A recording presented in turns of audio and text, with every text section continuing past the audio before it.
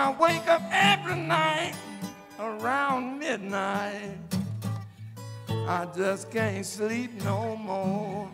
West Virginia's premier bluesman, Nat Reese, is a nationally recognized singer and guitarist who has delighted audiences around the world with his unique voice, sense of history, and subtle wit. Nat was born in Salem, Virginia in 1924. His father, Thomas, moved the family to Itman in Wyoming County when Nat was 4. The Depression was looming, and Thomas heard there was money to be made in the coal fields.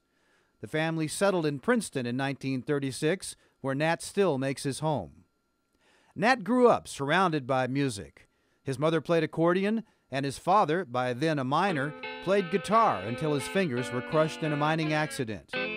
At the time, the coal fields were teeming with music, and Nat was exposed to a wide range of musical styles. It was a dream, just a dream I had on my mind. As a young boy, Nat sold newspapers, the influential black-owned Chicago Defender and Pittsburgh Courier, and saved enough to buy his first instrument, a $1.25 mail-order ukulele. After Nat's father bought him his first guitar, it wasn't long before he played his first gig. When he was 14, Nat joined the Starlight Gospel Singers, a quartet that performed regionally and throughout the South. Nat's education would have ended in the 8th grade, as Princeton High School was segregated at that time. But when he was 16, one of his paintings won second place in an art contest in Charleston, earning him a 2-year scholarship to Bluefield State College.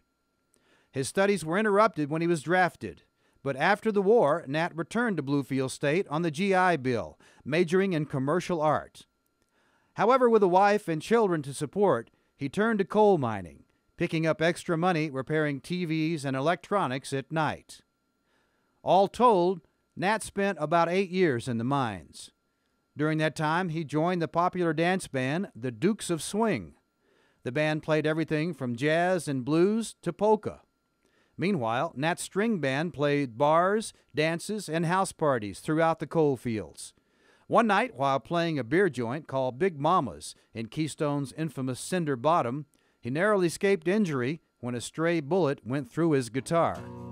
Jesus will swing down a chariot and say, "Come on, Nat, take a ride." But if you make it in the glory before I do, save a seat for me.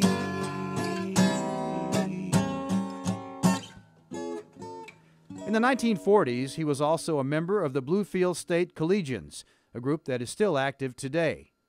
The 23-piece ensemble played at various colleges and schools, as well as venues like the Bluefield Country Club. By that time, Nat was also playing piano, sax, bass viola, and concert harp. Finding it hard to make money in such a big band, Nat concentrated on smaller combos that played blues and swing.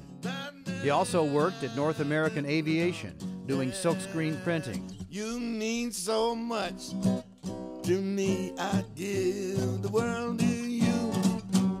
If you will only understand all of the dreams I'm dreaming and schemes I'm scheming, I know. In 1978, Nat was driving a pickup truck filled with coal for Don West's Appalachian Folklife Center.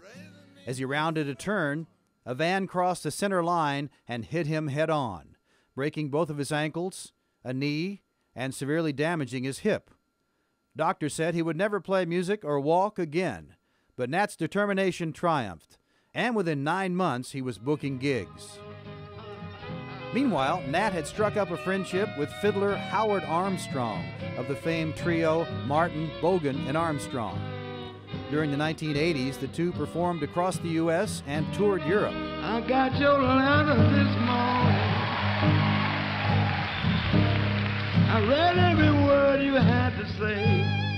In addition to receiving the John Henry Award in 1988 and the Vandalia Award in 1995, Nat has performed as part of the Smithsonian Folklife Festival and is a regular at the Augusta Heritage Workshops, often performing with noted blues harpist Phil Wiggins. In 2007, Nat contributed a track to the West Virginia Music Hall of Fame's first CD release, Always Lift Him Up, a tribute to blind Alfred Reed. Nat has earned a place as one of West Virginia's best-loved musicians, and at 85, continues to perform with remarkable vitality. He had many opportunities to move, but chose to remain in West Virginia because of family, friends, and a deep love for the state. Oh, you know that's where I'm from.